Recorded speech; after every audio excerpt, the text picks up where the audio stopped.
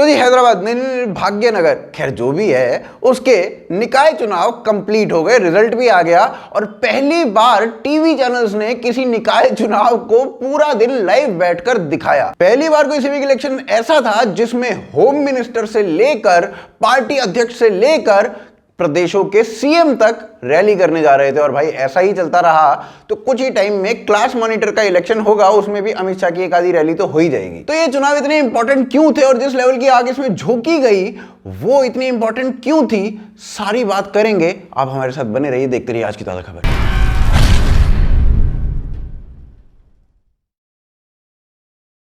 तो भाई आज से पहले आपने कब सिविक इलेक्शंस के रिजल्ट को इस तरीके से लाइव देखा और टीवी चैनल्स को इतनी उत्सुकता से उन्हें दिखाते हुए देखा, खास तौर पर हैदराबाद के सिविक इलेक्शंस को? उसके पीछे का सबसे बड़ा कारण यह था कि अमित शाह से लेकर जेपी नड्डा से लेकर योगी आदित्यनाथ से लेकर बहुत बड़े बड़े लोग यहां पर आए और इसमें पूरा अपना सब कुछ झोंक दिया। बीफ बिरयानी से लेकर पोर्क बिरयानी तक, हैदराबाद का नाम चेंज करके भाग्यनगर रखने से लेकर भाग्य लक्ष्मी मंदिर में बीजेपी के बहुत सारे नेताओं की एंट्री तक बहुत कुछ यहां पर हुआ। बाय द वे भाग्य लक्ष्मी जो मंदिर है वो भी काफी कंट्रोवर्सी से गुजर रहा था और बहुत टाइम ऐसा रहा कि एसआई डिमांड लगातार करती रही कि इस मंदिर को चार मीनार के आसपास से हटवाओ। इस मंदिर के अराउंड जो कंट्रोवर्सी है वो ये कहती है कि ये मंदिर जो है वो बहुत पुराना मंदिर है, चार मीनार जब से है यहां पर उस टाइम से ये मंदिर भी है। और एएसआई कहती है कि भाई 1960 तक ये मंदिर यहां पर नहीं था, इस मंदिर को यहां से हटाना चाहिए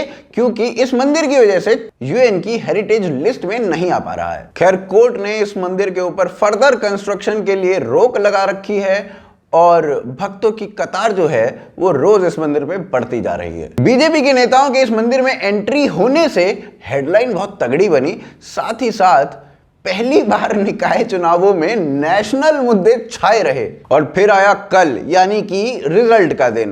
बीजेपी 150 में से 89-90 सीट जीतती हुई दिख रही थी शुरुआती रुझानों में और उसके बाद अचानक से 12-1 बजे के करीब बीजेपी सिकुड़ गई 22-25 सीटों पर। जब बीजेपी जीत रही थी शुरुआत में तो बीजेपी के समर्थक शुरुआत में ही नाचने लगे थे और 12-1 बजते ही जब बीजेपी सिकुड़ गई 20-22 सीटों पर तब टीआरएस, एआईएमआईएम और कांग्रेस के समर्थक भी नाचने लगे। अब इस जिगजैग के अंदर रिजल्ट जो आया वो ये आया कि टीआरएस 55 यानी कि 55 सीटों के अंदर सिमट कर रह गई, बीजेपी 48 यानी कि 48 सीटों पर बढ़त बना गई और एआईएमआईएम 44 सीटों पर यानी कि 44 सीटों पर सिमट गई। और अगर इसे पिछली बार, मैं कांग्रेस तो भूल ही गया, मतलब कांग्रेस को भी 2 सीट मिली और कांग्रेस के लिए पॉजिटिव खबर यह थी कि पिछली बार भी उन्हें 2 ही सीट मिली थी। 100% रिटेंशन, बहुत जबरदस्त प्रदर्शन था भाई। और इसमें मजे की बात पता है क्या है? मजे की बात यह है कि जब बीजेपी को ज्यादा सीटें मिल रही थी शुरुआत में और उसके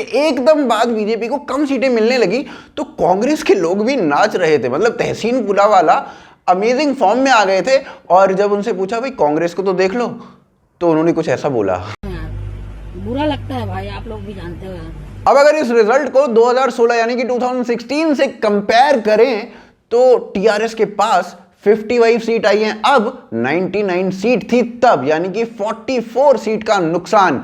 और बीजेपी के पास केवल 4 यानी कि 4 सीट थी तब और अब आई हैं 48 सीट यानी कि टीआरएस से झटकी हुई सारी सीटें बीजेपी ने खा ली। वहीं एआईएमआईएम और कांग्रेस को देखें तो दोनों ने अपनी पिछली सीटें का नंबर रिटेन किया। एआईएमआईएम 44 सीट पर जीत गई और यहां पर सबसे बड़ी बात यह है कि एआईएमआईएम केवल 51 सीट्स पर चुनाव लड़ी थी। ये जो 44 सीट थी ये रिटेन उन्होंने की और पिछली बार 2016 में एआईएमआईएम केवल 60 सीटों पर चुनाव लड़ी थी, यानी कि इस बार 9 सीटों पर कम चुनाव लड़ा गया। अब ये जो 9 सीटों पर इन्होंने कम चुनाव लड़ा तो ये जो फायदा मिला होगा ये टीआरएस को मिला होगा और टीआरएस को फायदा मिला तो इसकी वजह से बीजेपी की कुछ सीटें कम हुई होंगी। और ये मैं क्यों कह रहा हूं कि टीआरएस को फायदा मिला होगा? टीआरएस को फायदा इसलिए मिला होगा कि टीआरएस ने सीएए का समर्थन नहीं किया था, तो जो ओवैसी वाला वोट बैंक है वो सीधा का सीधा गया होगा टीआरएस के पक्ष में। अब यहां पर सबसे इंटरेस्टिंग बात पता है क्या है? सबसे इंटरेस्टिंग बात ये है कि टीआरएस वो पार्टी है जो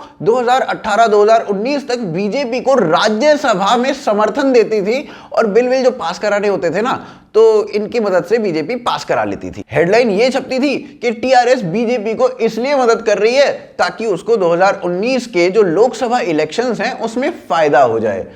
अब 2019 के चुनाव आते हैं और उन चुनावों में भारतीय जनता पार्टी 4 सीटें जीत जाती है। अब टीआरएस के पास केवल 9 सीटें बचती हैं और एआईएमआईएम 1 सीट पर सिमट जाती है। और ये अपने आप में अनप्रेसिडेंटेड था कि तेलंगाना के अंदर भारतीय जनता पार्टी 4 सीटें जीत रही है लोकसभा के इलेक्शन में। अब इन 4 सीटों की जीत के बाद के लक्ष्मण, जो कि स्टेट प्रेसिडेंट हैं तेलंगाना से बीजेपी के, उन्होंने एक बयान दिया और वो बयान था कि टीआरएस का यहां से डाउनफॉल शुरू होता है और यहीं से सर्ज शुरू होता है भारतीय जनता पार्टी का तेलंगाना के अंदर। अब इन चुनावों के कुछ ही समय के बाद आ जाता है सीएए का बिल, और सीएए के बिल में टीआरएस साफ तौर पर समर्थन करती है अपोजिशन का, साफ तौर पर मोदी का विरोध करती है। लोकसभा से लेकर राज्यसभा में वो लोग सीएए का कंडेम करते हैं और टीआरएस की पॉलिटिक्स के हिसाब से ये करना सही भी था, क्योंकि तेलंगाना वो राज्य है जहां पर मुस्लिम पॉपुलेशन 13% की है, वो भी 2011 के सेंसस के हिसाब से। अगर 2020 या 21 का सेंसस हम देखेंगे तो ये पॉपुलेशन और ज्यादा बढ़ चुकी होगी।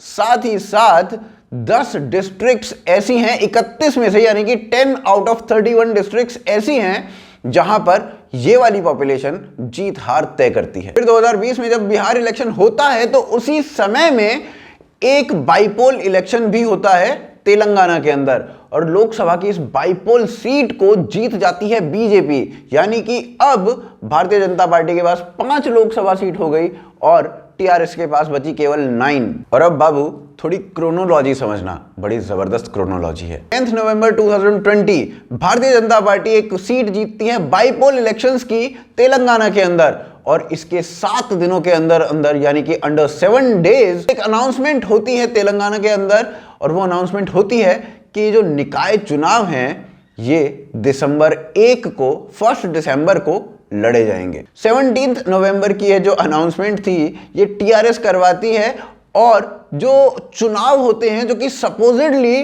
फरवरी 2021 में होने थे, उनको प्रीपोन करके 1 दिसंबर 2020 में करा देती है।